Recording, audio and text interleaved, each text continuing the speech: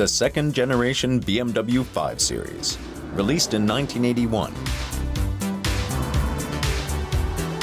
The look is only slightly different to its predecessor.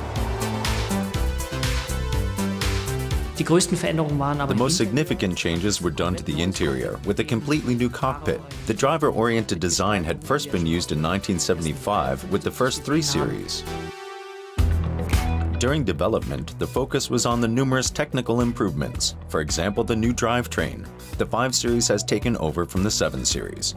One of the reasons for the development of the drivetrain is the ABS, which is an available optional feature.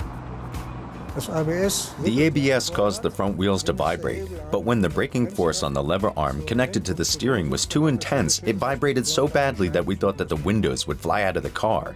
Then my boss said, we have to invent something that turns the wheel on one point behind the brake disc. So we took the triangle of the track control arm and strut apart, added a ball joint to each one, and at the intersection of these 2 connecting rods was the ideal pivot point. In order to generate the complex calculations needed to create the drivetrain, the engineers are already using computer technology. At BMW, we had one computer. It could do as much as a pocket calculator from today. It was used for both spare parts logistics and payroll. We received permission to do our calculations with it. The computer engineering also makes it possible that in this 5 Series, considerably more electric and electronic functions can be found than in its predecessor, like the digital engine electronics and one of the world's first direct energy control.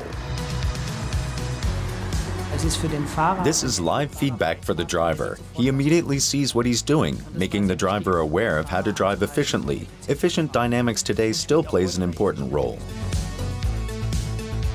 The second-generation BMW 5 Series is strongly influenced by 2 motor concepts: the ETA concept and the diesel engine. We avoided the topic for quite some time.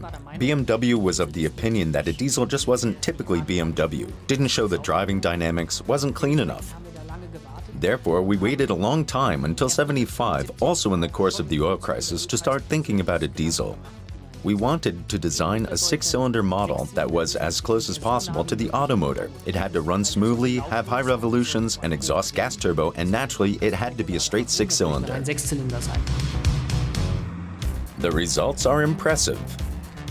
In 1983, BMW presents the 524TD, the fastest series-produced turbo diesel in the world. Its top speed is 180 kilometers per hour. With that, on to the second concept, the ETA motor. ETA being the Greek letter for efficiency. The idea was completely different to today. We'll take this 2-liter 6-cylinder and we don't downsize it. Instead, we increase the displacement to 2.7 liters and reduce the RPMs. That means this car also produced 129 horsepower, not at over 6,000 RPMs, but already at 4,250. The 525 ETA had a fuel consumption that was 9% lower in comparison to the 520i, and with that, better performance. In 1988, production of the second-generation BMW 5 Series comes to an end. In total, the vehicle was sold approximately 722,000 times.